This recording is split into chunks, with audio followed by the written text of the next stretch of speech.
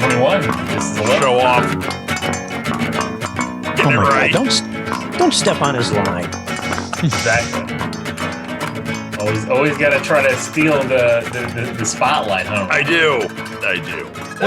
What are you in a Puff Daddy video in the background? What is this? I am. I'm What's a TARDIS? P. Robbie. If you want to watch a show that Marvel does Doctor Who better, watch Loki, and then them's fighting words. Wow. Hey, wait a minute. Wait a minute. Yeah, I was thinking about that too. Yeah, he's already making an appearance. I don't know about that, Lil. I'm gonna be. Not too sure about that.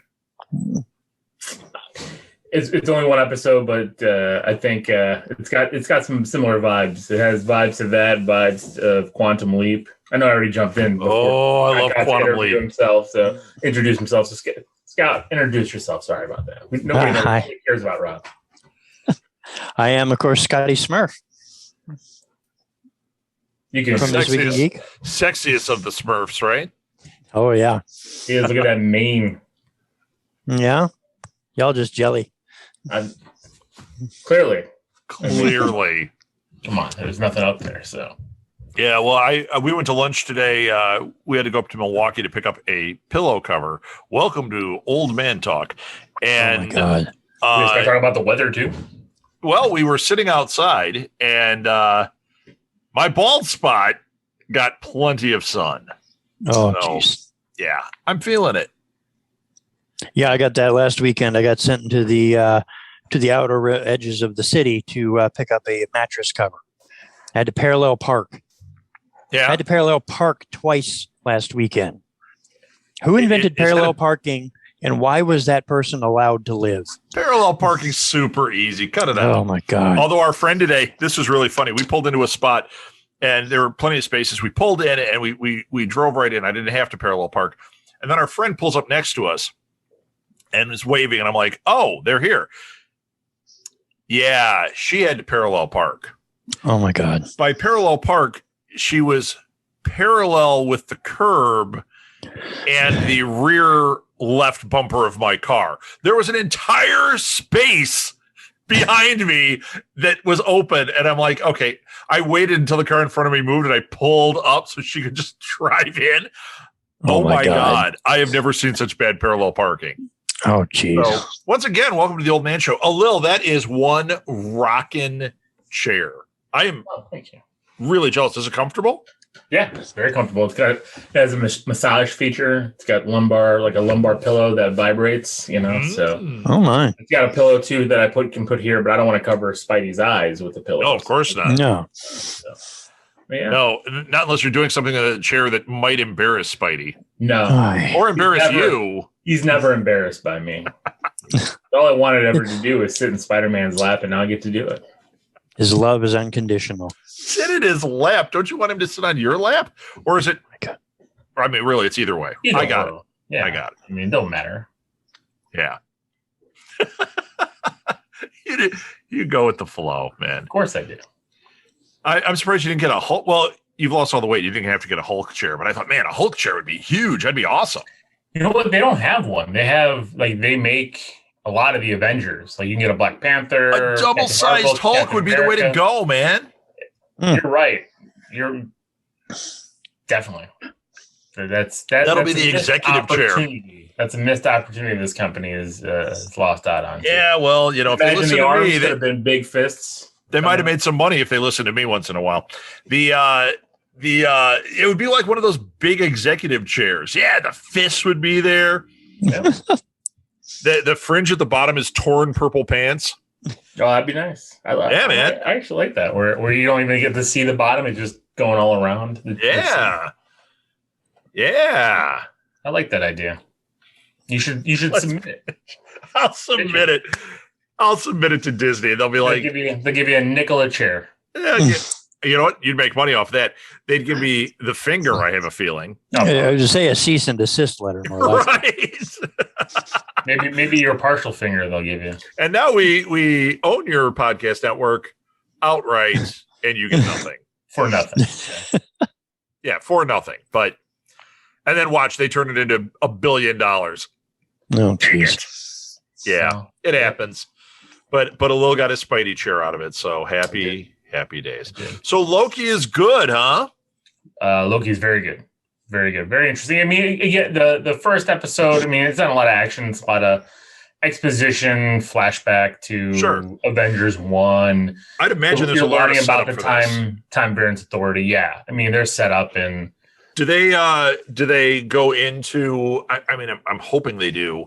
Does it start with the point when he got the Tesseract? You get that whole scene from Avengers with all the Avengers there. Like that man. In Endgame where Ant-Man kicks the Tesseract. Right, and it goes over and he looks up and he grabs it and poof. Yeah, you get the whole scene. You see what happens after that. Yeah, you get that whole, the elevator scene with the Hulk mad that he can't get in the elevator, all that. So I got to say, that was such a beautiful setup because that could have been nothing more than in the movie. And you go like your mind went wild. I mean, like, what is happening? And it was gone. And we may have seen something in a Thor movie in the future. We may have gotten a little, but the fact that they have a comic book thing, right? The fact that it became a series, and we're going to get this Loki story. I still say the logo is bad. I don't know why they screwed up the logo on this. I get the idea. I do. I think graphically, it's not right. I saw the one where they made the letters, the different knives and things? and that's not a bad idea, but they chose the wrong graphics. I saw a few people online, graphic artists online, that played with it and said this would have been better, and they were. Every one of them I saw, I was like, oh, that is a killer logo. Same idea. So they just kind of chose in an odd way. Whereas I thought like WandaVision, great logo. Falcon and Winter Soldier, great logo. Concept for Loki's logo, cool, but it didn't pull me in. I just was like, yeah, I want to see the show. But it didn't stand. It wasn't iconic to me. I guess to me, I was already going to see it. And you already I love Tom Hiddleston, so it's not like I needed a logo to sell me. So I looked at it, was fine. I like the changing of the letters, into the different types of graphics. But the story sets that up. So I don't want to get into it to spoil. Yeah, don't spoil anything. I'm dying to watch it. So there's a reason why you see a bunch of different flashes of different Loki letters. I have not finished Winter Soldier yet. Scott doesn't even know who Winter Soldier is yet because he hasn't gotten to that part of the MCU. I know that. That's the best one. I agree. Far. I agree. No, I actually think that might be the best of the movies. And I think so many of the movies are great. That one that's like the Dark Knight of the MCU. That one is got my Mondo poster right there. The winner. Oh man, I haven't seen that before. I mean, I've seen because I don't go. I have a whole area of stuff. That's a fantastic poster. Yeah, one of my favorite movies. And I'll put Loki there. There you go, Loki. Get a little love. All right. Winter Soldier solo movie, because the thing is I can't compare it with the Avengers movies. It's hard because you have so many of the characters, but solo movies, Captain America Winter Soldier is my favorite. It is the best one. I think from a movie standpoint, it's the best one. It's the best pure film. Yeah, but there's been a lot of great stuff in them. Obviously, we could talk about it endlessly, and even the bad ones I still like. There's a couple of them that you're like, yeah, we could debate whether these are any good or not.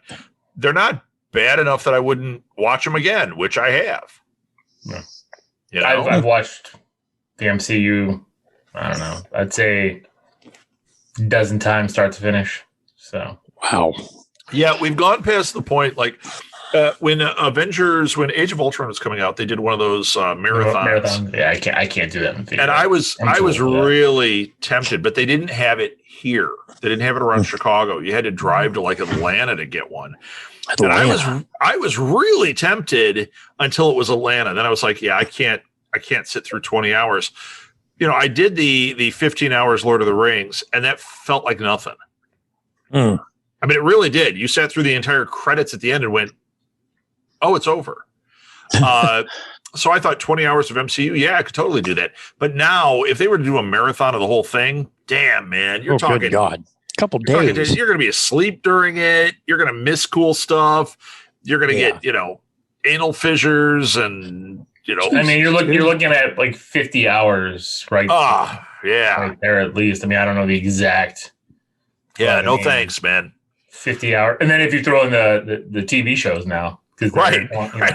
Yeah, and frankly, if I'm throwing in the TV shows, the minute multiverse happens, you now have to throw in all that other stuff. Yeah, well, and that's the thing, and you got to throw in. The Spider-Man movies, those Spider-Man movies. You're going to have the X-Men movies, depending on how they do it. Possibly. I think they're gonna. I think they're going to tie it in, and I also think they're going to tie in the Netflix movies. Series.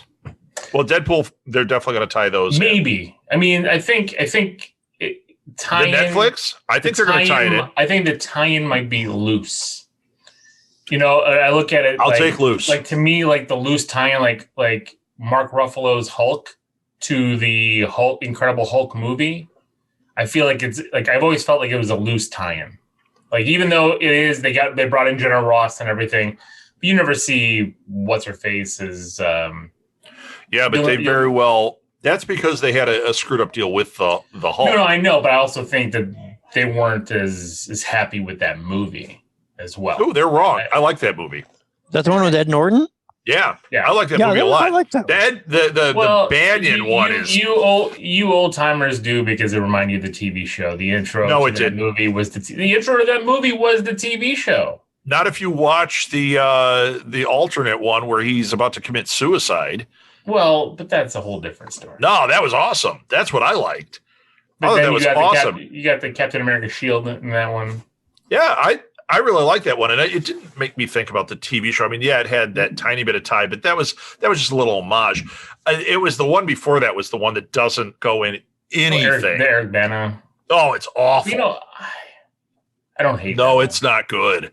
I don't hate it.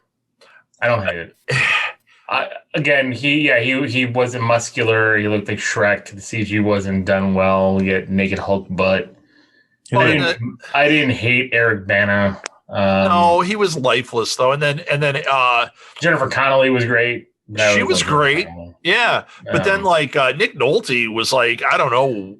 He was off planet. That's the problem. They didn't do a good villain. Like Ang Lee wanted this weird father dynamic thing. Yeah, and then they had the Hulk dogs, which were weird. And I did like the attempt where in that movie what I enjoyed was the attempt at making it look like a comic book come to life. There's a lot of scenes where multiple panels are moving at the same time and they're tossing the screen. Yes. And they're doing a thing where it's like you get the splash page and then all of a sudden like a clip here, a clip there, and it's happening simultaneously. So you're seeing two different things like you're watching a motion comic. Yes, I actually dug that. There was some director choices and some cinematic choices that were really cool in that movie. There's a lot of there's a story problem in that movie. Yeah, exactly. Because Ang Lee didn't understand the Hulk. And that's the problem. Whereas in the Ed Norton one, he did, and I really liked that one. I wonder if they'll ever do anything tying that with the multiverse. They might. Well, I mean, I think you'll see maybe more of a tie-in with that with the She-Hulk show. Why? No, I mean as far as bringing in Ed Norton. No, because you don't think so? It's the same kind of timeline, and is it? Could they not do something where it's not? They could, just like Spider-Man. They could. Ed Norton soured that relationship really badly.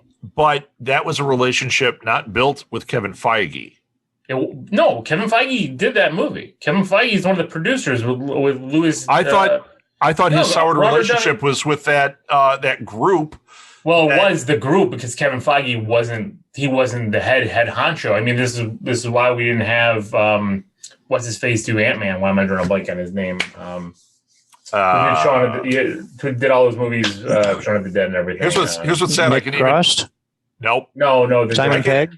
Edgar Wright. The director. Edgar Wright. Yeah, I could even picture him. I couldn't get his name out. Because at that time it was a Marvel kind of tribunal of people, and it was, and that was who Ed Norton had the problem with, And that's what I'm saying. I wonder if now it's a new era. Maybe I could see him coming back, getting a nice big paycheck to. He keeps at every interview he's had about it. He keeps talking shit. So I don't know. I really don't. Yeah. So I mean, I'm gonna go with no. You got Ruffalo. Well, he's been doing so many movies lately that maybe there's going to be a moment that he could actually. Maybe get a paycheck and have people. If he did it, it would increase sales on his old film, and he'd make a boatload. Yeah, I mean that matters. I don't need that old film. I didn't like The Abomination, and I didn't care for it. He looked like chewed up gum, but they're going to bring him back too. So, well, that's what I'm saying. Like you'll see the tie-ins with She-Hulk. I think more than anything. Yeah. I'm really looking forward to She-Hulk. I don't know if you've ever read the She-Hulk comics. I actually really like them.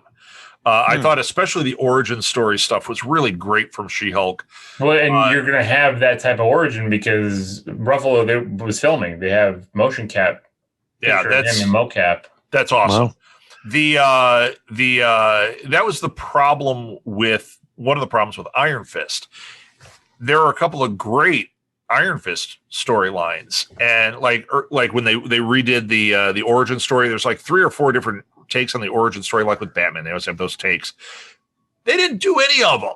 They did something else, and it just was like, oh, he's a rich kid, and oh, he learned. But he was. I mean, the thing with Iron Fist, in my view, it was lame. A lot of the story would have been glossed over if the action was good. When you have the action that you did in the Daredevil series, my God, an Iron Fist who's supposed to be a martial artist can't compete with Daredevil fighting. And see, you already know. Anyone that listens to the show, the old episodes, knows I am a huge Daredevil fan, and I loved that series. And I thought, like the fight scenes in that first season, the hallway scene is one of the greatest superhero fight scenes. Period. I keep hearing that. I need to watch that show. Oh, it is. It's fantastic. I mean, especially that first season is season 1 of Daredevil was so good. I mean, it might be the best of the TV verse of any superhero show. We'll see. Maybe. So far, I don't know. WandaVision, Falcon, and Winter Soldier were fantastic. So. Not as good. Well, I haven't gotten all the way through Winter Soldier yet, but no, not as good as season 1 of Daredevil. If you're starting to bleed into season 2 has problems. I guess maybe that's my problem is because I'm bleeding into season 2 and all that. But you're right, because D'Onofrio was fantastic as Kingpin. They had all the right notes. I mean, it was violent as hell. Rated R. Exactly, it was super rated R. This one. And him with the how he had the black costume through almost the entire series, and then when he got the red costume, it was and they got his origin right with his dad. Like all of that was like really great. I wonder if they'll try and tie in Affleck. That would be really funny if they did that. Well, he's soured with DC. Wouldn't that be funny if they got him just to come in like fat old Daredevil in his universe? I mean, I guess it depends. I mean, I don't know how many different Daredevils you want. I guess that'd be 2. That'd be 2. Right, but do you want that? You're gonna have 3, hopefully 3 Spider-Men. Maybe 4 with Miles at some point. I don't know. Yeah, but they don't have a Miles yet. Well, but they kind of do. I mean, Aaron Davis was. Yes, they kind of do. Homecoming, and he talked about his nephew, and right. There's a Miles running around somewhere, but they haven't introduced any of that. I don't think we're going to see any of that. When they finally do a Miles thing, they're going to introduce Miles. There's going to be a Miles movie or TV show or something. But you have to introduce Miles with Peter. I mean, Miles becomes Spider-Man because of Peter.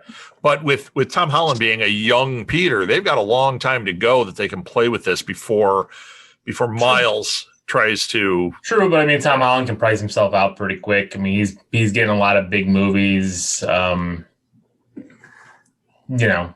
can do that, but they even have now. They've changed origins where they have multiple. I mean, in the comics right now, they've merged the universes, and Spider-Man and Spider-Man in the universe. You know, Miles and Peter are in the same universe.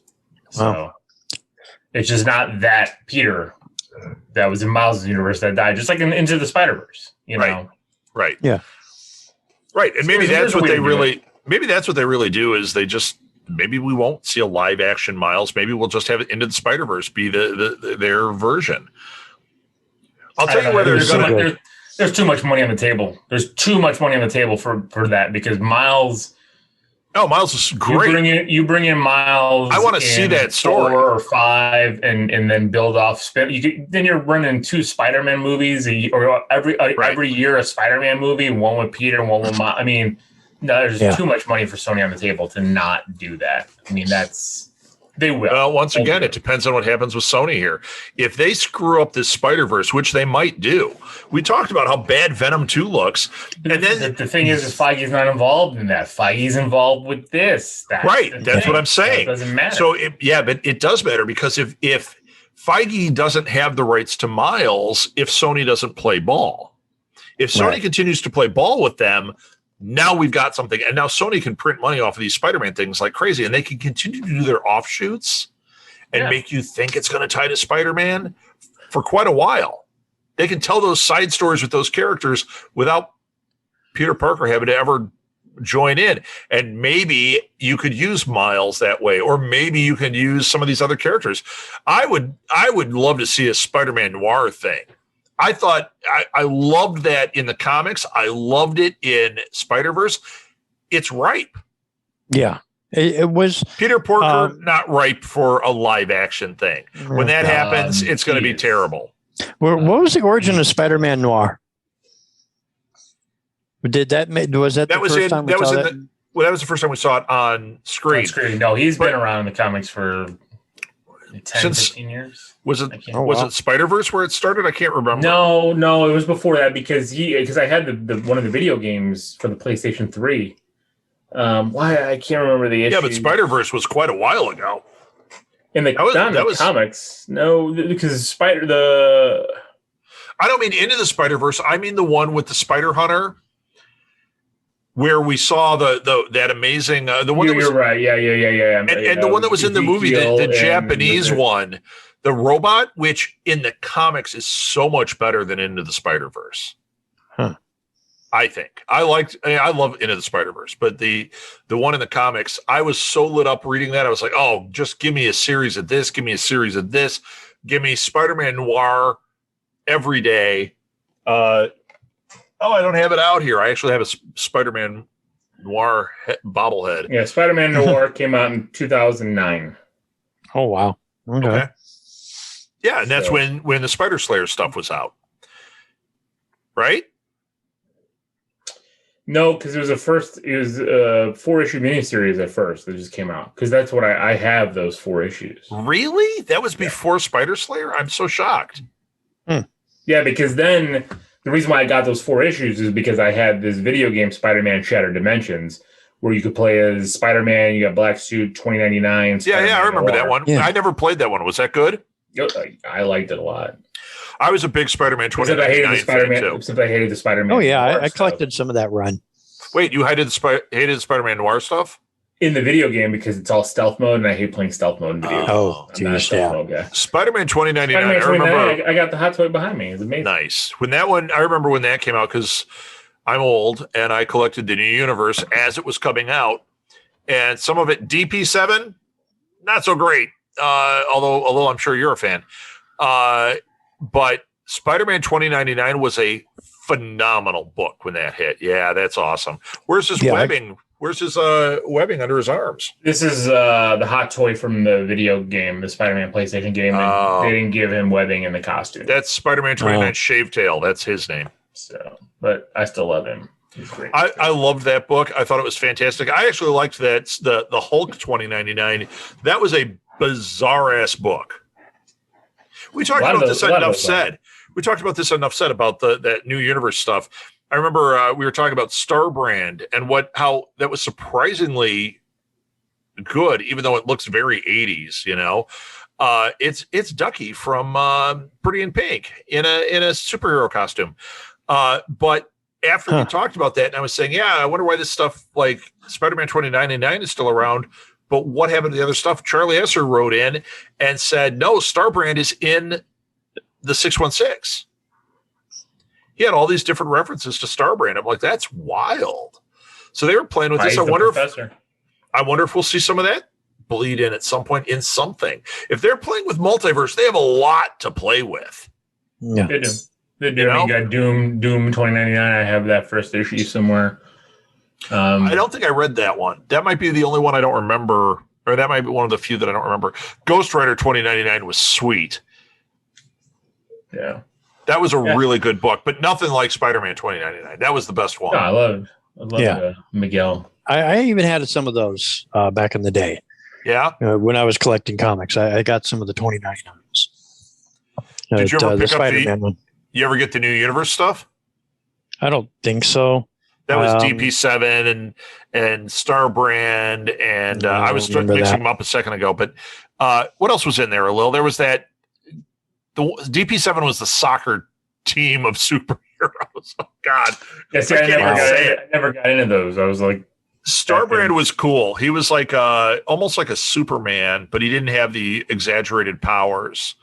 But he had the Starbrand on his hand. That's how you knew he was from space. I was in a superheroes in space. Yeah, there were like, I remember when that happened too. It was really cool because what they did was the first issues all had this event where like a meteor hit the planet and it unleashed what caused this mutation that made certain people superheroes. But there, instead of being 300 superheroes running around every city, there were 6 people affected. So in the beginning, it was like very few affected, and they were trying to deal with things. But then it turned very quickly into, oh no, there's supervillains too. And you're like, okay. Yeah. I got a little less interested, but obviously it died off pretty quickly. The 2099 stuff, though, that was good stuff. I was mixing them up there. Good thing this isn't a Marvel show.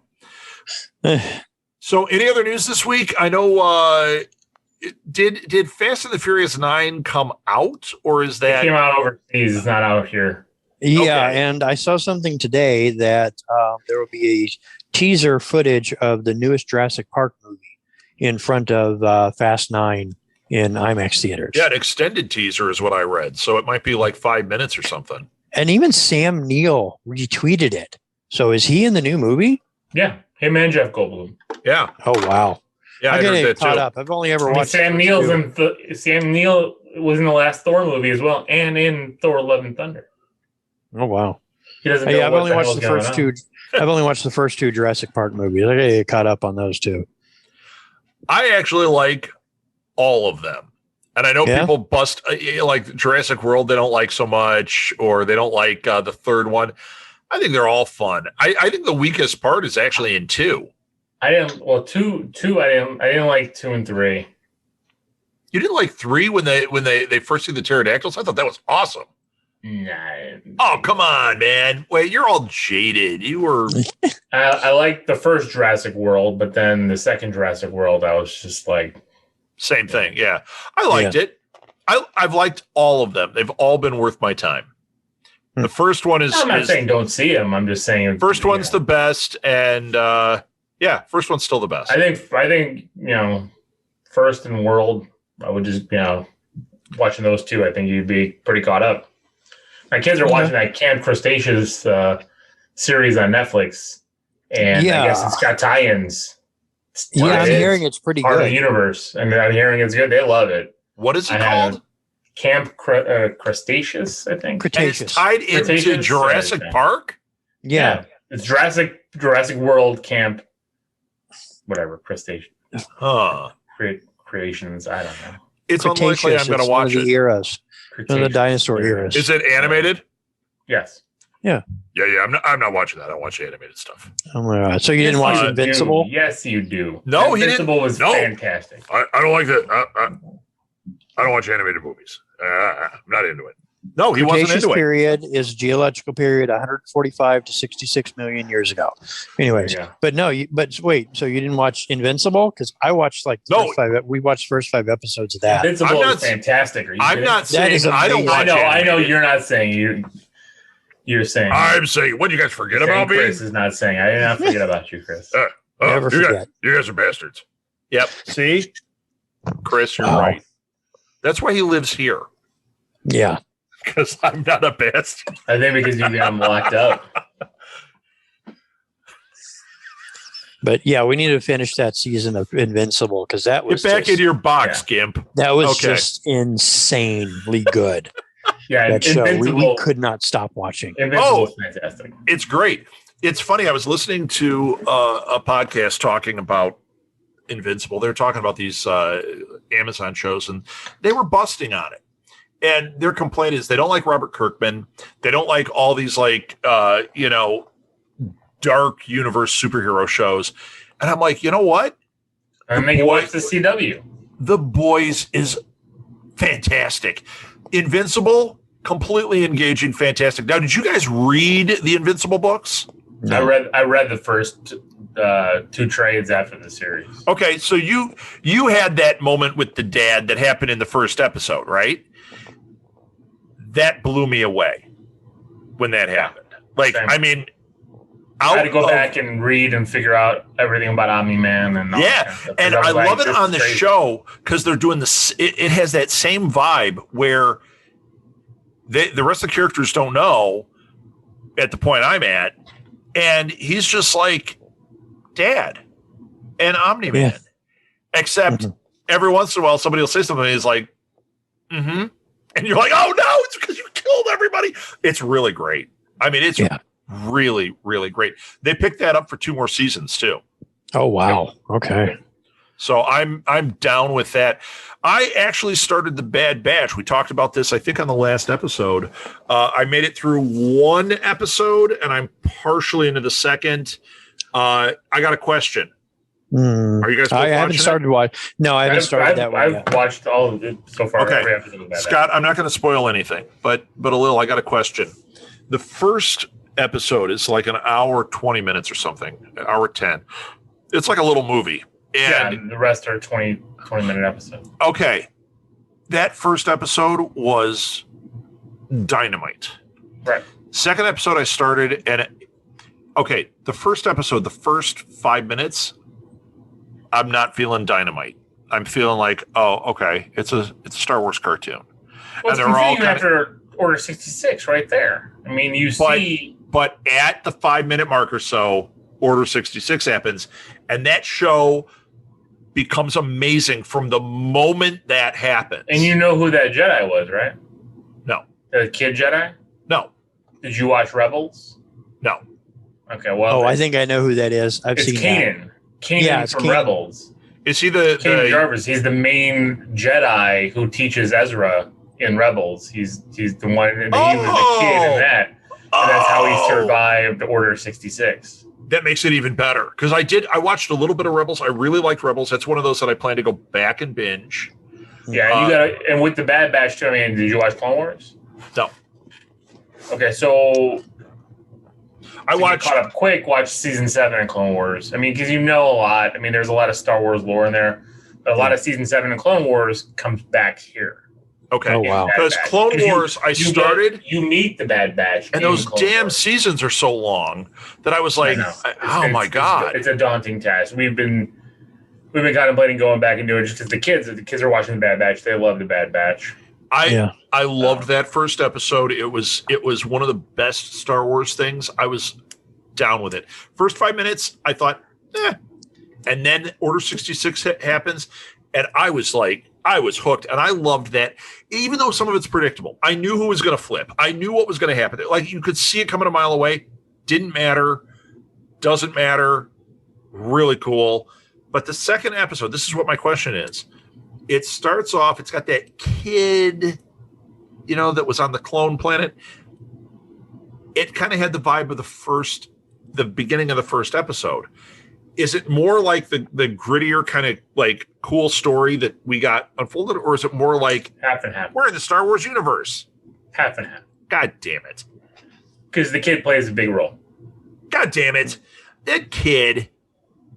But well, okay, I can. So okay. I equate it to similar with my take on the first season of Rebels. Like the first season of Rebels, it's a little shaky when they introduced Ezra and everything, and it was like a lot of it was kid things back and forth. You're introducing, but then he gets like really good, like as the kid ages and things go on. I'm hoping we get in a very similar thing here, because we see that so too. There's episodes here where it's like. It makes it uneven. This would be your 80s episode where it's like, don't talk to strangers, because it does have it has an uneven feel because I want to hear about the Bad Batch. And I really think even though they're kind of cookie cutter, you're this guy and you're this guy. I don't care. It's like the Expendables. You know what? Yeah. I'm in. The kid adds an element that I'm not crazy about. And I'm hoping... I think she gets better. She's growing on me. What is it? 6 episodes now.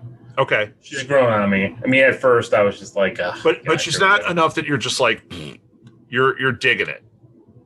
I'm digging it. I like the show a lot. Yeah. Yeah, I figure Rebels. I'm going to go back and watch.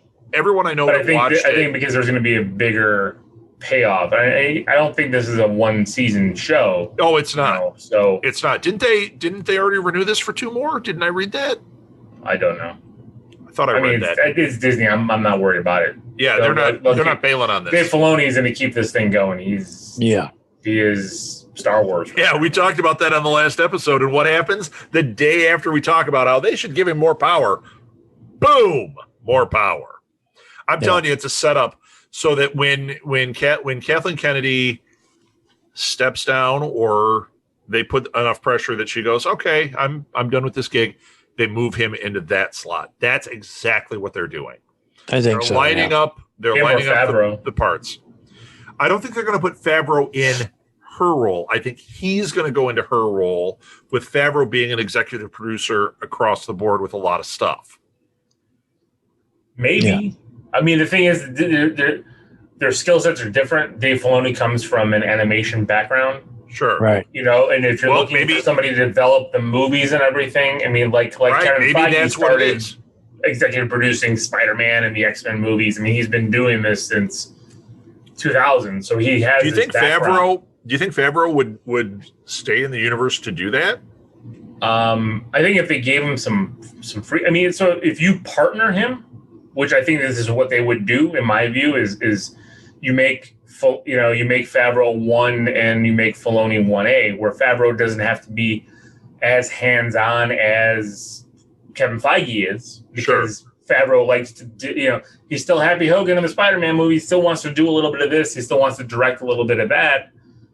And you give him a little bit of free reign, but he's still kind of, an overseer. I think. Yeah, I think he would. I think once again, that puts him in an executive producer role. And he's been tied with. Well, yeah, that's what Feige is, right? Feige is the executive producer of Marvel Studios. He's the head of Marvel Studios. I mean, right. So I guess you could have 2 executive producers, one that is more the film side, one more the animation side. But in reality, it's one is more hands-on. But I mean, not even the animation side. I mean, yeah, you could have him do the animation, but I mean, he's also doing Mandalorian and Boba Fett. Right. So it's kind of like. Maybe Favreau is kind of like, in a way, kind of like that mentor role for him to get his feet wet. Because if Filoni was involved with the sequel trilogy, just the storytelling alone would have developed more of the lore. We wouldn't have had the unevenness that we had in those last 3 movies. Yeah, we would have had so much more. I think if they were going to do that with Favreau, they would have done it with him with Marvel. Yeah, because I looked up Dave Filoni's thing here. He's the executive creative director. Right. So that's like his special position there. And then, when you look up something and it's got all these other questions, the top one here is Dave Filoni a furry? It says he has a wolf as his persona, and this is why all of his shows are filled with wolves and references to them. Okay. I don't care what he does. He keeps making me some good Star Wars stuff. That's right, man. Well, he just celebrated his 47th birthday. He's 7 days younger than me, and he's doing all this. Which, wow, Scott, way to bring the party down. Yeah. That's okay. You brushed your teeth last week, so you did something. Something. When I see Scott's hair, I wonder if he's a furry. It's all natural, baby. Oh, why you gotta play a little like that? He's more a brony. What else? Was there any other news before we get to the movie? Magic is. Go ahead, Scott. Magic the Gathering just announced today they're doing a crossover with Stranger Things. They're going to release a secret lair set, which is like a 5 or 6 card thing that sells for $40 or $50. And they've started doing this where they put on other characters and stuff on Magic cards. Cool. So they're going to do Magic cards that have Stranger Things characters and stuff on them. Cool. That'll get people in. I'm not joking. It probably will. No, it will. They did one. I'd love to get a Hopper card. Dead. Yeah, they did one last year for The Walking Dead, and they said it was the best-selling secret lair set that they've ever done. Oh, and that's a property that is, even though it's still on and everything, it has definitely waned in interest. Yeah, even though I still like it, I'm excited to watch. They did release a trailer, I think, or something for the final season. I haven't watched it yet, but I'm a little behind on it. But I'm going to watch it. I still dig the show. I like the offshoots too. I like Fear the Walking Dead. The first season wasn't that great, but it's gotten better and better each season. Yeah. So I could see it, but if that was pulling in people, Stranger Things is a bigger property right now. Although if season 4 kind of sucks, like season 3 did, it's more popular too with younger people. Right. You know what I mean? But season 3 kind of sucked. Honestly.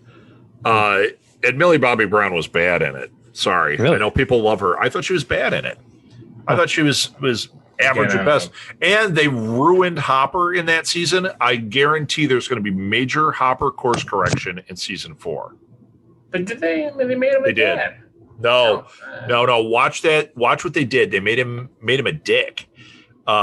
He was always kind of a dick. Yeah, but he wasn't a likable character. He was He was the likable dick character. Exactly. Town sheriff, kind of a scumbag. In the 3rd season, they make him unlikable.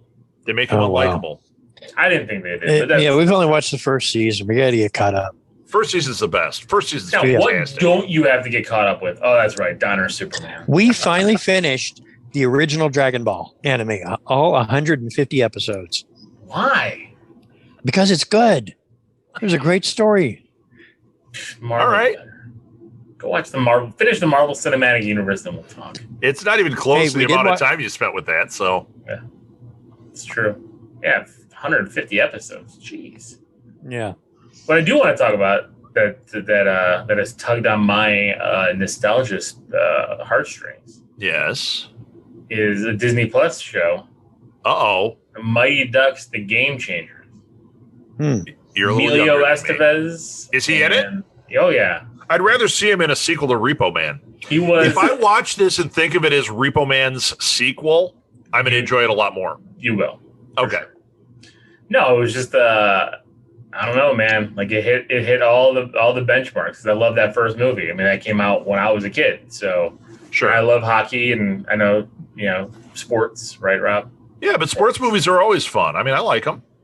I never saw this one. It was I think I did when we were babysitting some kids or something. It was not in my wheelhouse. I was too old for it. I just kind of watched it. Like, okay. Well, if you grew up with the Mighty Ducks movies, I know they're really popular. You're going to really like this show. And then also, if you have kids,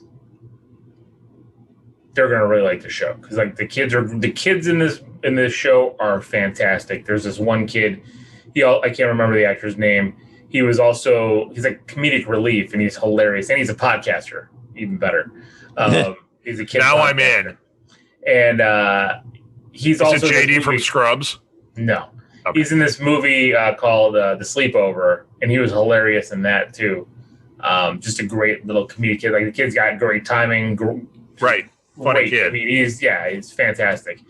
And the show was really good. I mean, there was one like 15 minutes there where it was like a lot of because they're all like 12, 13-year-old little teen drama stuff. And I'm like, okay, this is the first time in 10 episodes. It's a 10-episode series.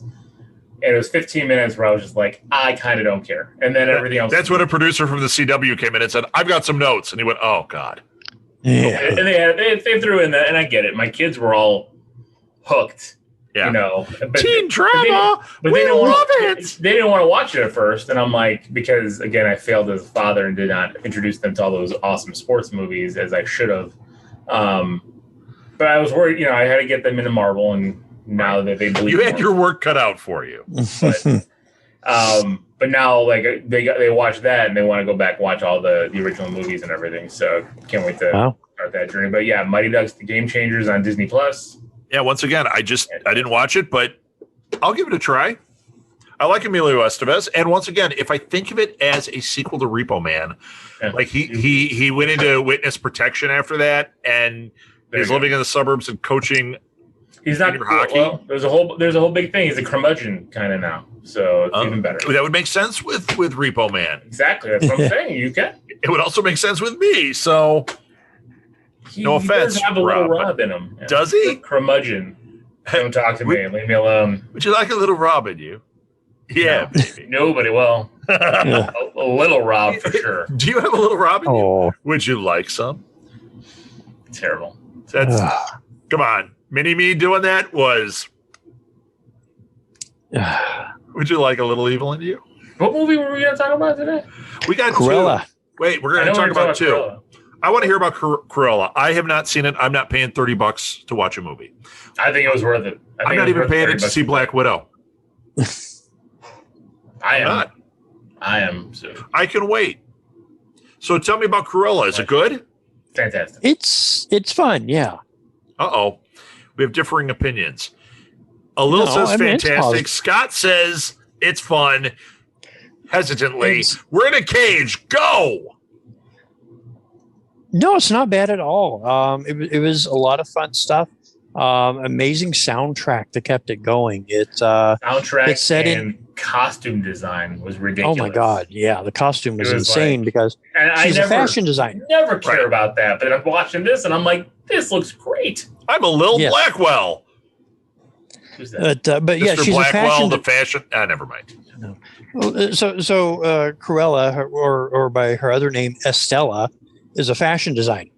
Okay. And, that's why she starts doing all these amazing costumes and stuff that, you see some of them in the trailers and stuff, but, just all these garments, all these things that they put them in, and the soundtrack going. It's set in London in the late 60s, early 70s. 70s punk. Oh, does Austin Powers show up? This is like 70s punk, The Clash, all that kind of stuff. Oh, uh-oh. Big vibe on that. Somebody's going to his playlist on Spotify right now.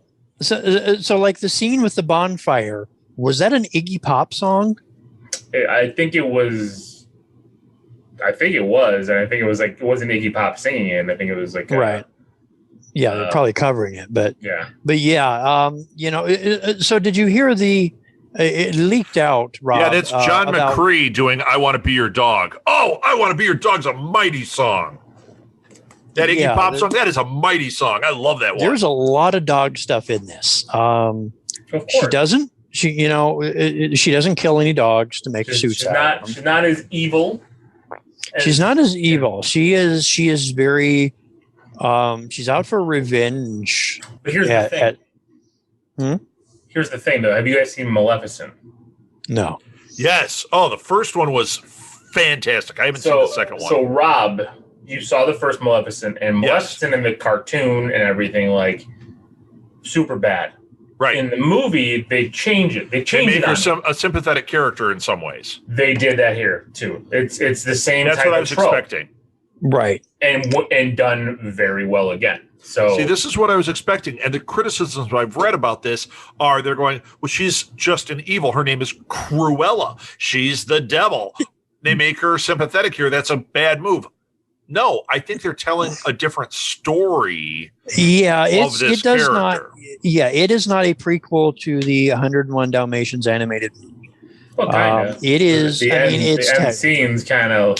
Yeah. There's like a credit. Yeah, there's a scene in the middle of the credits that. Why does a Dalmatian walk by and she goes? No, she gifts. I'll spoil it. It doesn't matter because it's an end credit scene. She gifts the Dalmatians to the owners before they get together. So. To the two? Yeah. John Deere. John Deere. What are their names? Roger and Anita. Roger and Anita. Oh, that's awesome. And they play a role in the movie. So that's why she gifts them Dalmatians. Yeah, you see them doing these things, and there's Horace and Jasper. There's Horace and Jasper, who the guy, the two guys. Thugs, but fantastic, both of them. Oh yeah, they just inhabit these roles. So I wonder if they will, if they do a sequel, which it's getting so much attention. I bet they will. They're going to do a sequel. I wonder if they will play around with the Dalmatian thing. Not that she's cruel to animals and skinning Dalmatians, but I don't think it's gonna be 101 Dalmatians. The sequel. No. I think the sequel will be still before that. They said they threw little pebbles there. There's still a story to be told here. And maybe it's the story that flips the switch and how we get Cruella in 101. How's Emma Stone? I thought fantastic. The two Emma, because you've got Emma Stone and Emma Thompson, who are playing against each other. They're playing against each other for so much of the movie. Yeah, and it's their movie. They just walk away with it. And what is the description I saw? It's The Devil Wears Prada meets. Have you seen that? Yeah, it's Devil Wears Prada meets Joker. Oh wow! Yeah, that kind of feel to it. Wow! And I love the Joker. And before when it first came out, everybody was talking about how they spoiled of why she hates Dalmatians. Did you read that, Rob?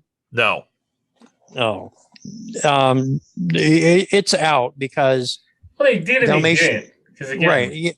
Yeah, Dalmatians killed her mom. Okay, and everybody's like, "Oh my God, that's so stupid." But then you watch it, and you're like, "It's not quite so clear cut," and you're like, "Okay, maybe there's a little more nuance here." Yeah, I mean, it's still kind of subtle as a sledgehammer, but there is more nuance to it of why Dalmatians killed her mother and how Dalmatians killed her mother. When I was a kid, we had a Dalmatian, and they are mean-ass dogs. And that's interesting. They portrayed them because there's 3 of them in the movie, and they portray them as you hear, because that's something they said is, whenever these movies come out, people always want to adopt Dalmatians, and they're like greyhounds. They're like high-strung, temperamental. They're portrayed like that in this movie as difficult dogs. They are. We had one when I was a kid, and I remember it like bit one of my parents' friends at a party and pulled her arm out of the socket when it bit her. Like bit her arm, and they still didn't have him put down. That was very weird. And then we had this Dalmatian, and it's funny because my parents this dog was like aggressive and all that, but I didn't know. So it would sit and like lick me to death.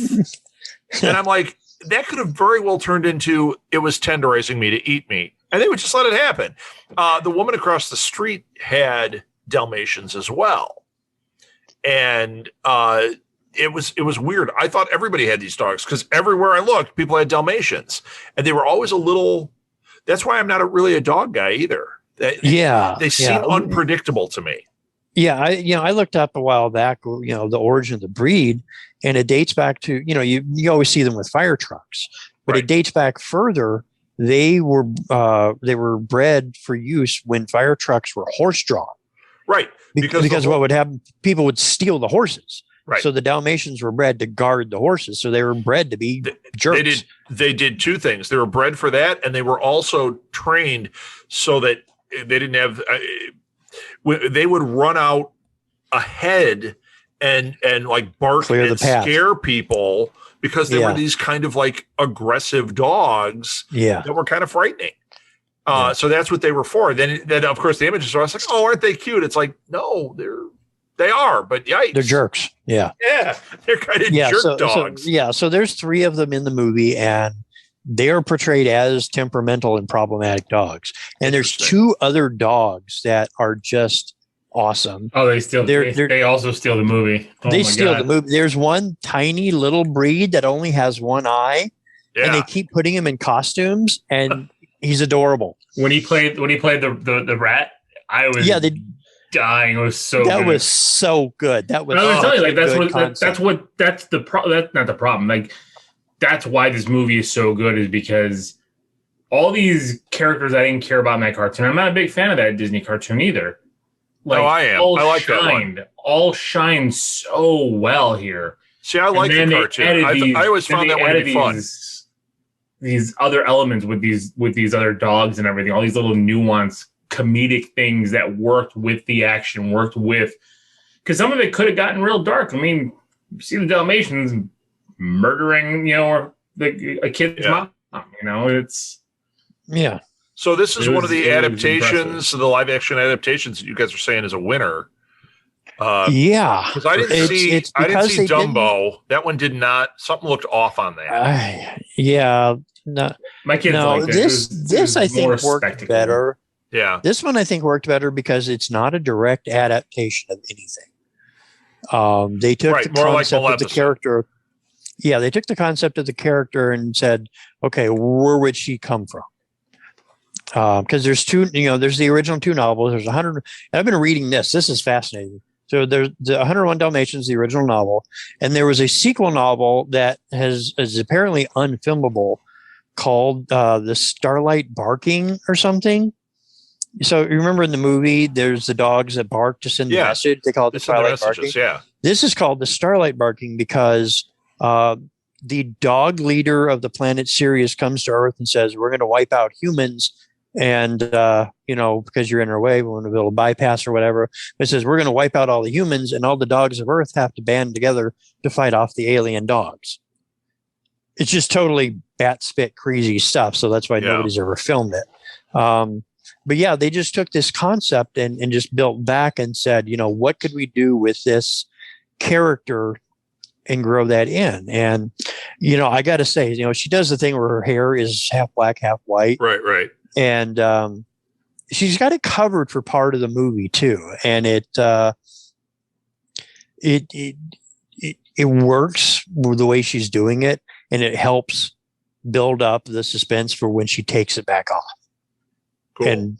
and shows it again. But I was talking about it on a forum the other day, and I said I will bet you dollars to donuts that there will be a ton of little girls this Halloween doing the half black, half white Cruella. Sure, just like there were a ton that were Harley Quinn, and they weren't even old enough. Especially with all this fashion stuff, you bet.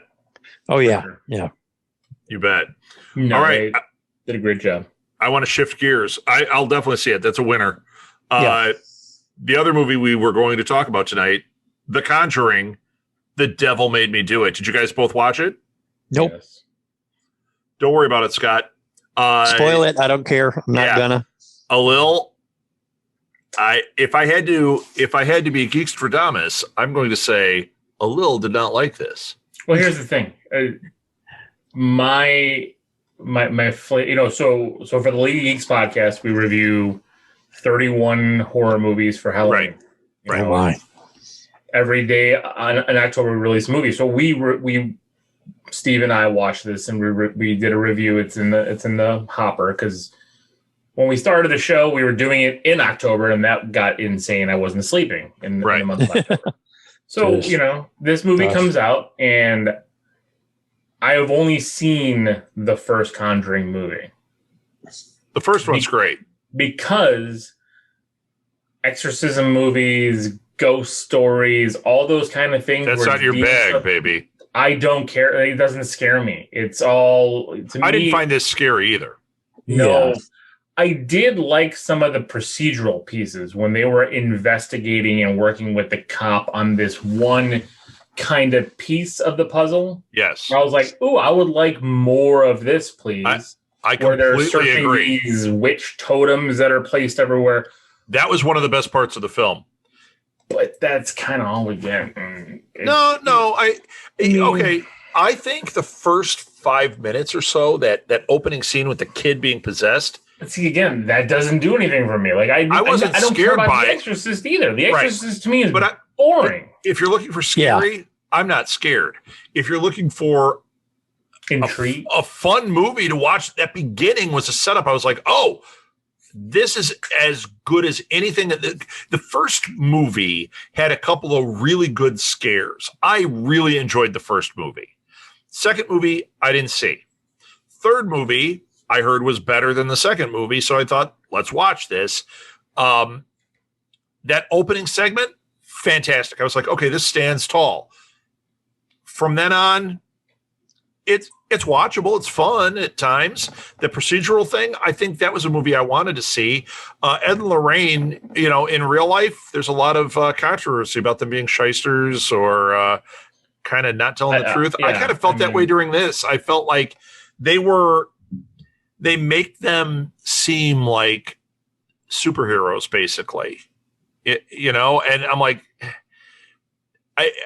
I'm kind of hoping, and I'm wrong, because they're going to continue. I'm kind of hoping they end the Ed and Lorraine thing and find a new hook. Well, I mean, but they have with their spinoffs, because The Nun is a spinoff of this. Annabelle is right, a spinoff but of this. The main thing is The Conjuring, and they take big stories. They haven't done actually an Amityville Horror Conjuring yet. They have done segments of it. Wait, were they part of the Amityville thing? Yes, that's why how they got so popular. See, I didn't know that. But see, that's the thing about all of this. I just like the remake of Amityville because it's got Ryan Reynolds. Ryan Reynolds, yes. Actually, you know what? It's not good either. But that segment when in the remake, when they go and there's like this room, the hidden room in the basement or whatever, that was excellent. That was really, I remember. That was a really fun surprise watching the movie. I'm like, yeah, that's cool. The rest of it, with these two people, they say that Lorraine did have this like psychic connection to things, and Ed was a snake oil salesman. And what's interesting, I was just reading an article about it when Scott and I first got on here, and it was like, how much of this is true? Because that's what the first thing they do, based on a true story. Well, okay, so it is. The case of Arnie Johnson is a real case. Yeah. But here's what's not true. One thing they said, the kid is possessed in the beginning, and then he says, that Arnie, come into me. Get out of him, come into me, and I'll deal with this. And then you hear at the end of the movie, they have real recordings of this kid that's possessed by the demon, the little kid. But then in this article, it says, yeah, actually, somebody who was very involved in this said they get this all wrong, and this is why this is bullshit. That kid had mental problems at that time. Like, it wasn't like he developed them. He had mental problems. So all that stuff that's going on there, they're like, it wasn't possession. It was, he had severe mental problems. And Arnie didn't say, put it into me. He killed this guy and then claimed the devil made him do it. They did do the thing where he said it in court. His lawyer said, devil made him do it.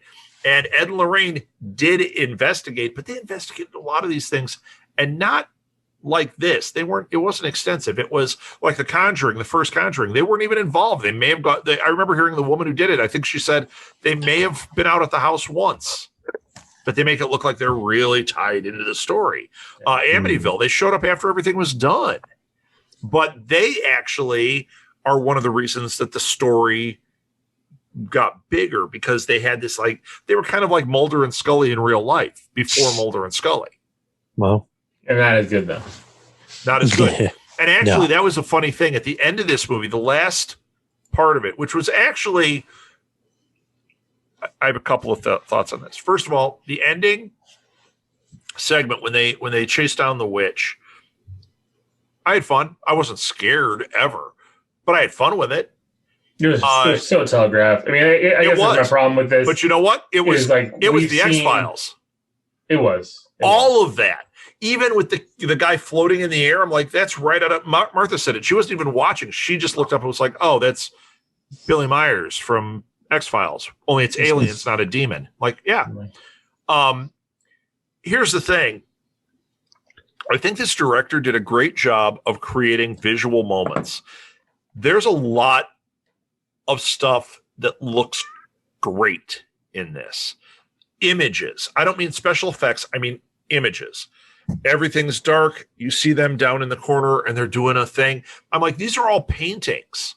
When the guy's floating in the air and you see his feet kind of dangling, these are images that are going to stick with you. I think that's the strongest part of this movie is the cinematography. But it looks great. I agree with you.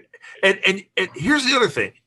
Ed and Lorraine are both great actors. I mean, really, these two have been great in things.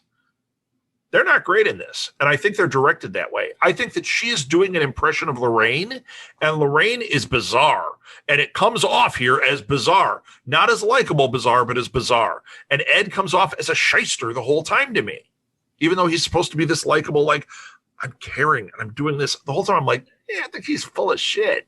Did you feel that a little? No, I think Patrick Wilson comes off as an ass in this movie to me. Like, he does. He definitely does. An ass by maybe not an ass, a moron. You know, he has a massive heart attack in this movie. Right. And it's a stupid movie trope where he keeps forgetting his heart pills. Yeah. Heart pills. Oh my God. I'm like, my heart pills. Oh my God. I wanted it. And then they zoom in this one scene, like he runs out of the house. You see the pills? Zoom in on the heart pills. And but I'm you know what? God, you're kidding me. I was okay with Lorraine having it in the locket. That was one where I was like, okay, I didn't see that one coming, but I thought for sure he was going to have another heart attack there. I forgot my pills, which they did. But then the locket thing, I was like, okay, that's sweet. The flashback there, I didn't need. I liked the flashback earlier in the film when it showed them younger. I didn't need it to come back. Yeah. Their love story, I could care less about. And what they do to Vera Farmiga, they give her that Lorraine Warren hair. Woo! Oh, and her outfit is awful.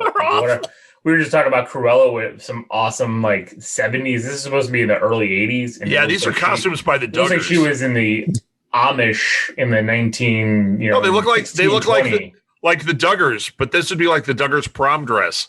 I don't know. I don't know who the Duggars are. 19 kids and counting.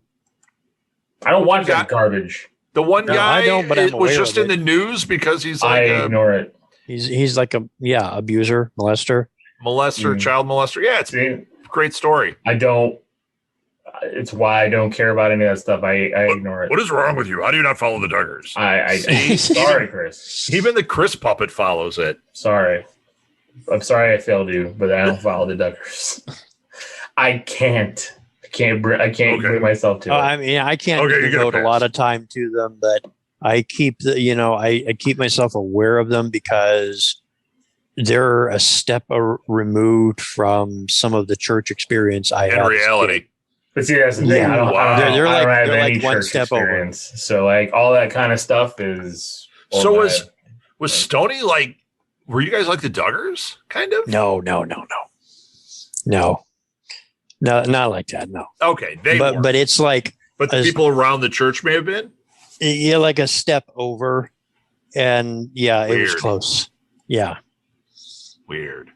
Okay, Michael Chavez is the one that directed this thing. He did Curse of La Lorna, which I haven't seen these. I heard it's bad. He also did. That's it. Well, right. Like here's my thing with a lot of these. What we're seeing lately is we're seeing people who, and I'm not digging. I'm not a director. He's got more talent than me.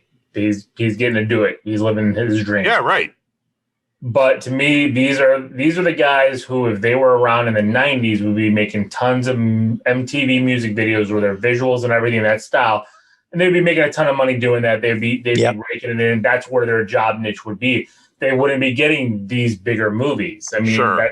that's where, but now because they don't know who's making music videos anymore. I mean, I know they're still making some, but not like that.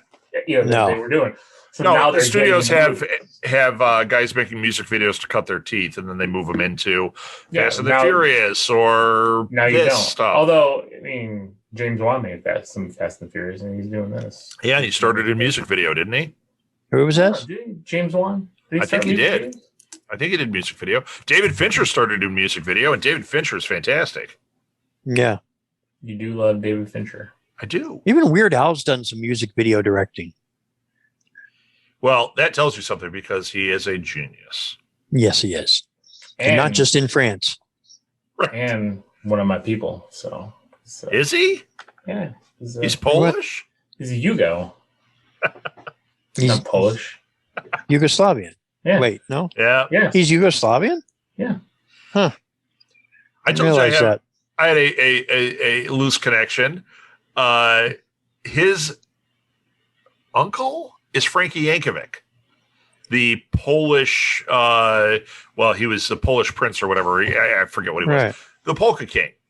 Yeah.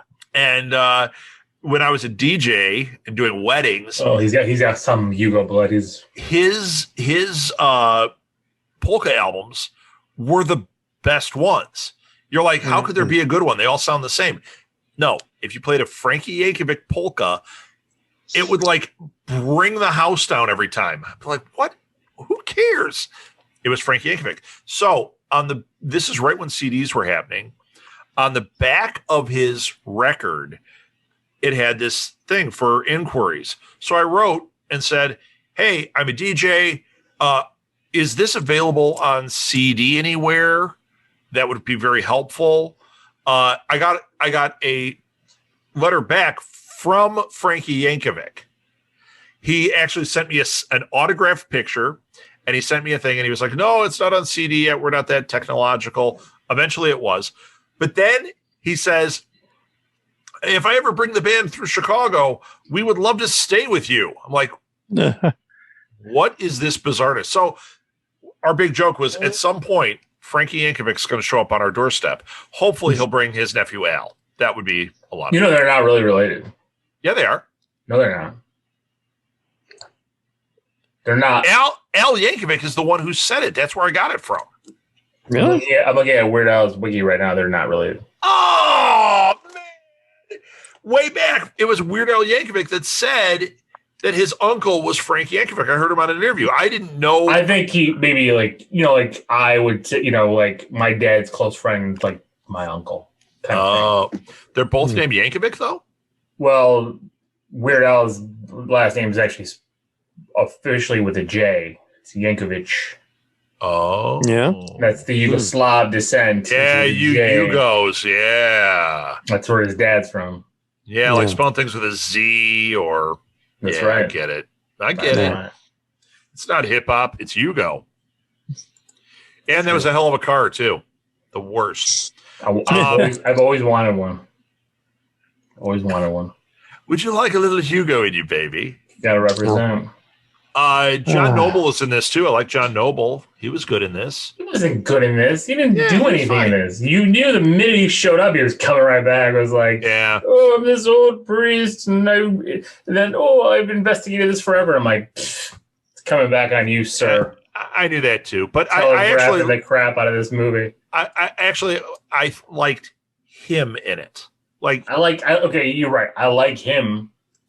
I was like, I wish I was watching an episode of Fringe. Right, exactly. Or like he was just on the show Hunters.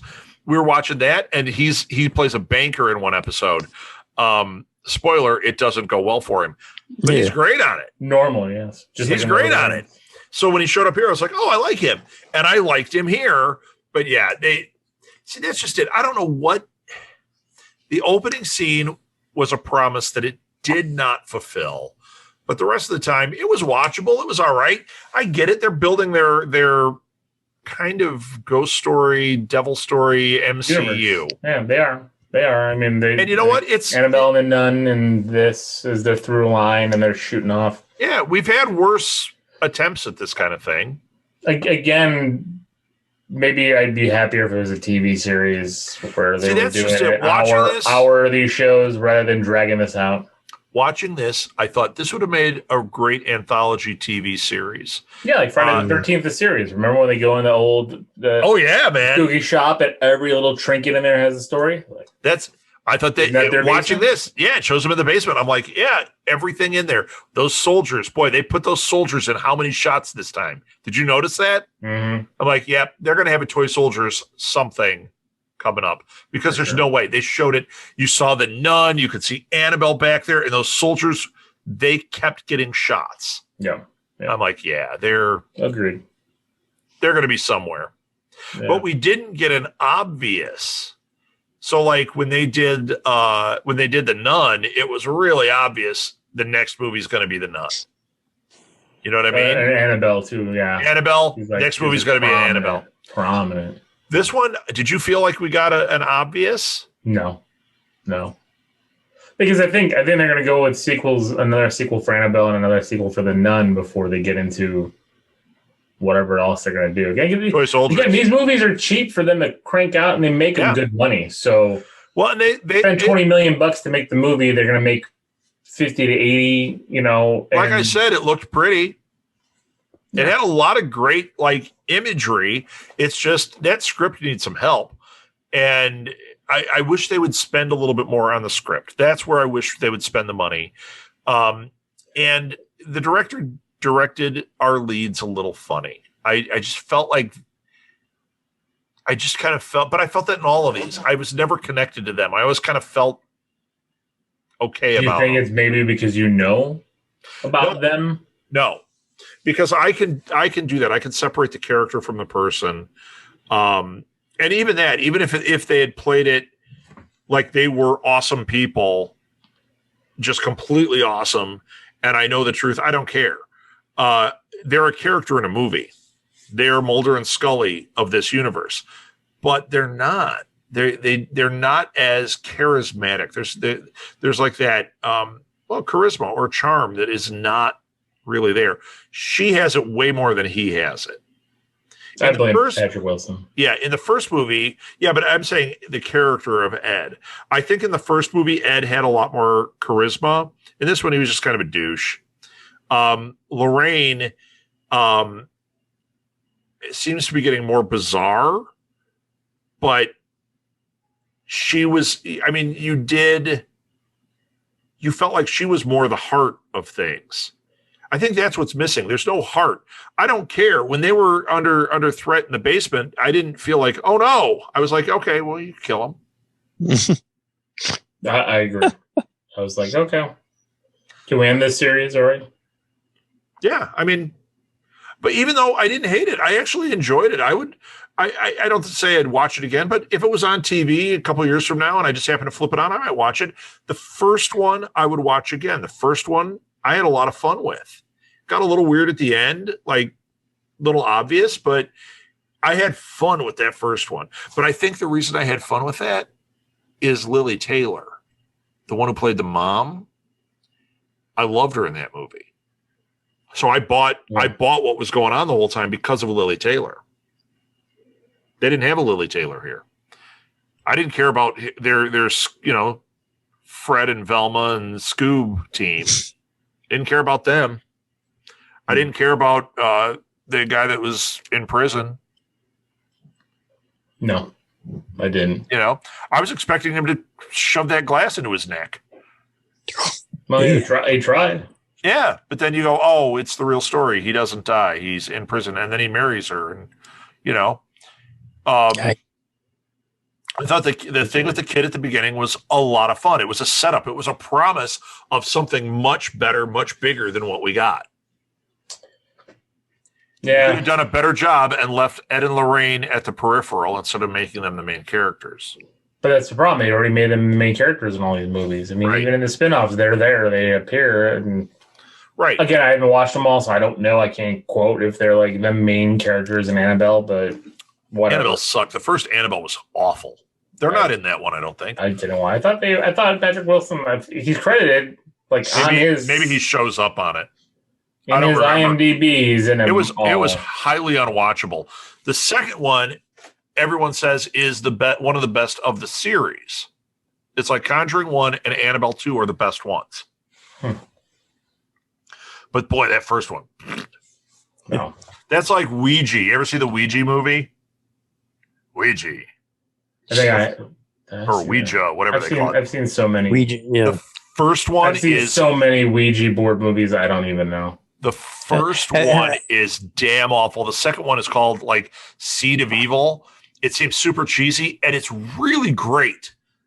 Like it's got some really fun scares in it and stuff. It's a good one. Well, have either of you actually used the Ouija board? Sure. When I was in high school. Done the thing? Yeah, it's all garbage. Yeah. And I know people believe it. It's like, okay. It was literally made by the board game company. Right. As a no. If you read up on it, the planchette was used by the Egyptians and blah, blah, blah. Okay. Oh my God. Yeah. No. I remember when we did it, my friend Dave, I did it with my friend Dave one time, and every question he had was about like whether this girl liked him or not. And every question went to yes. Oh, geez. And then it would be like, what girl is in love with me? And then it would start spelling out a name, and I'm like, it's obvious. You just ask if she wanted to make out with you. Like, boring. Yeah. Yes. Ouija boards are dumb. Dumb. Yeah. Don't tell my friends that have paranormal podcasts because they're all like, oh, the Ouija board. Yeah. But it's dumb. I'm sorry for them. Yeah. It happens. It happens. So this movie, I'm giving it an okay. I mean, watch it. It's a good time waster. It's better than we watched the Snyder Cut. What was the other thing we reviewed? There was something we watched. Mortal Kombat? Mortal Kombat? Yeah. This is. No, I'd rather watch Mortal Kombat again. I would rather watch Mortal Kombat again. Wow. I don't see myself. I would not rather watch the Snyder Cut though, because that would take me days. What was the other one we watched? There was something else that we watched that was not good. New Kong Mutants. was good. I liked Kong. Godzilla versus Kong. Yeah. The New Mutants. Oh, that was bad. That was. Yeah. I also watched Psycho Gorman. Oh, was that good? I heard that was good. I didn't enjoy Not it. good. You know what? You might like it. You know what it was? I guess my problem with that movie was, it felt like a Tromaville movie, but not Tromaville. Okay. Oh. It was a Tromaville kids movie. You talk about not like in the kids in Star Wars and like animated stuff. What we get in this movie? And Psycho Gorman, and I don't know why. Like I said in our review of it, like I'm disconnected now from what's popular and what everybody likes. Maybe I've seen too much, but at this point, like I watched the movie and I'm like, this wasn't great. Yeah, the kids enjoyed it. I let them watch it because I looked at the rating and everything. I'm like, okay, so there's no. I had heard on another podcast they were raving about it. I was like, I'm gonna have to check this out. You have. In one fell swoop, you have convinced me. I'm like, yes, I like schlock horror. I love schlock horror. Yeah, I do too. I'll throw in Reanimator anytime. Have a good time with it. Reanimator this is not that. It's at the top of the mountain with Repo Man. It has again. I give these people all the credit in the world. This is a super low budget. They're living their dream. They're doing what they want to do. I don't want to shit on your dream. Right. But it's not for me. Sure. I did not have fun with it. People are loving it. Great. Good for them. If you enjoy it, great. I'll go watch Toxic Avenger again and get some gratuitous nudity and have it a little bit more fun. Yeah. I'll go watch Army of Darkness again. Oh, I mean, Army of Darkness is a staple in this house, and it's not even it's an A-level movie for me. Like Army of Darkness and Evil Dead, just like Evil Dead Rise, hopefully will be good coming. I hope so I was too. going to mention that's in production now, so they've started filming. Yeah, I'm down with that. I'm definitely down for that. All right, let's wrap it up. We've gone a long time tonight, but this was a lot of fun. I needed this. So thank you guys. Why don't you give your social media? Go ahead, Scott. I am Scotty Smurf on Tumblr and Twitter, and you can reach any of us through the Facebook This Week in Geek page. We like to post little articles and stuff. Yeah, there's also they do. I don't. Yeah, because I don't even post on my own page. Yeah, a little sucks. There's also the Geeks Den, which we have. Is that what you call it? Which is more. See, that's funny because that's supposed to be just like memes and just crapping around. But we've got this guy Dante, who's a fan, who posts as many articles as we post on the main one. Yeah. So we get a lot of cool stuff in there. Yeah, man. Dante kind of rules. So, and so find us on Facebook. We do a lot of stuff there, and I'm going to be doing a lot more with Instagram and Twitter coming up, kind of across the board. So you can find me on Twitter at @RSouthgate. Go ahead, Scott. Oh, sorry. Yeah, my Instagram is MiloBloom74. I like to do magic card booster openings and DVD unboxings. I had one more thing I wanted to say. I mean, you can just find me at all the Southgate Media Group stuff, but you can also, those of you that are around here are obviously fans on Patreon. One of the things we're doing is we're posting all of our shows. We had a request to do that. So you can listen to our shows right here.